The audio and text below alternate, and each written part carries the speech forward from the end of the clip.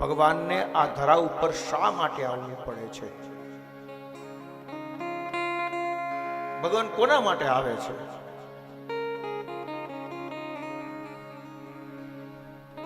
ગીતાજીમાં પણ ભગવાન બોલ્યા છે, યદા યદા હિ ધર્મસ્ય. કેના માટે આવે છે? યદા યદા હિ ધર્મસ્ય ગ્લાનિર્ભવતિ ભારત.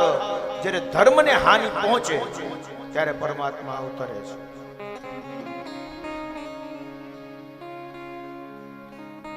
અભ્યુત્થાનમ અધર્મસ્ય તદાત્માનમ સૃજા.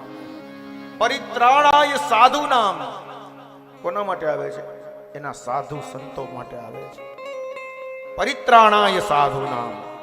અને જે દુષ્ટો છે એનો વિનાશ કરવા માટે આવે છે. એટલે જ મેં પહેલે દિવસે કીધું હતું કે મારા પ્રભુના વિનાશને અમે વંદન કરીએ છીએ. જે વિનાશ કરે ને એને વંદન છે અમારા. તો એવા પરમાત્માનું આ ચરિત્ર. જબ જબ હોય ધર્મ કે હાનિ, જબ જબ હોય ધર્મ કે હાનિ, પાઢઈ અધમ અસુર અભિમાની. જ્યારે અસુરો વધે, અધમ કૃત્ય થવા લાગે, તબ તબ ધરે પ્રભુ વિવિધ શરીરા. તબ તબ ધરે પ્રભુ. ત્યારે ભગવાન કેવી રીતે આવે છે? વિવિધ શરીરા. એ ક્યારેક વરાહ બને, ક્યારેક વામન બને, ક્યારેક કશ્યપ બને, ક્યારેક નરસિંહ બને, ક્યારેક પરશુરામ બને. જ્યારે જ્યારે અધર્મ વધે, અનીતિ થાય, તબ તબ ધરે. જ્યારે ત્યારે આ યદા યદા હિ ધર્મસ્યનો ટ્રાન્સલેટ તુલસીદાસજીએ રામાયણમાં કરેલો છે. ઘણા બધા શ્લોકો. મૂક હોય વાચાલ પંગુ ચડે ગિરિવર ગહન. મૂંગો બોલતો થઈ જાય, પાંગડો હોય એ પર્વત ચડી જાય. પણ ક્યારે? યત કૃપા તમહમ વંદે. ભગવાનની કૃપા થાય તો. ભગવાનની કૃપાનું બહુ મહત્વ. અસુર કોને કહેવા? આ પ્રશ્ન થાય કે અસુર કોણ? અસુર જ્યારે આમ વિચાર કરીએ ત્યારે આપણને એક દ્રશ્ય મનમાં મગજમાં આવે કે જેને મોટા મોટા શિંગડા હોય, મોટા મોટા દાંત હોય, નખ વધી ગયા હોય, એકદમ કાળા હોય, બિહામણું રૂપ હોય, એને જોઈને મનુષ્યો ડરી જાય એવું રૂપ હોય, એને અસુર કહેવાય. આપણે એવું વિચારી છે, પણ એ એનો દેખાવ છે. પણ રામાયણની અંદર બાબાજીએ અસુર કોને કહેવા એનું વર્ણન કર્યું છે. મા નહીં માતુ પિતા ગુરુદેવા. મા નહીં માતુ પિતા ગુરુદેવા.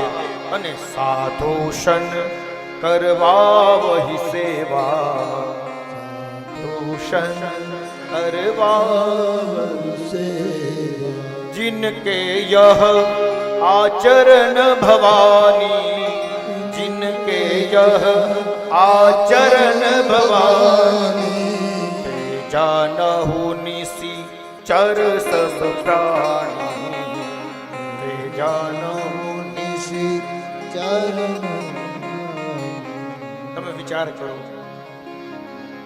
ભોળાનાથ એટલું જ બોલ્યા, માં નહીં માતુ પિતા ગુરુદેવા. જે મા બાપનું નથી માનતા, જે એના ગુરુનો નથી માનતા, અને સાધુઓની સેવા કરવી જોઈએ એના બદલે સાધુઓ પાસે સેવા કરાવે છે. અમુક વસ્તુ પૂજ્ય હોય અને એ જગ્યાએ રહેવા દેવાની હોય. સાધુઓની સેવા કરવાની હોય, પણ સાધુની સેવા ક્યારેય લેવાય નહીં. જે સાધુઓને દુખી કરે છે, સાધુઓને પરેશાન કરે છે, સંતોને દુખી કરે છે, ભગવાનના ભક્તોને દુખી કરે છે, તે જાનહુ નિશિચર સબ પ્રાણી. એ જ રાક્ષસ છે. રાક્ષસ એ જ છે જે માતા પિતાનું નથી માનતા, જે ગુરુનું નથી માનતા, જે સાધુ સંતોને દુખી કરે છે. આવો જે જીવ છે એને જ શાસ્ત્રમાં રાક્ષસ કહ્યો છે. જ્યારે આવા ઉપદ્રવો વધે ત્યારે બને એવું કે ધરતીમાં દુઃખી થાય છે.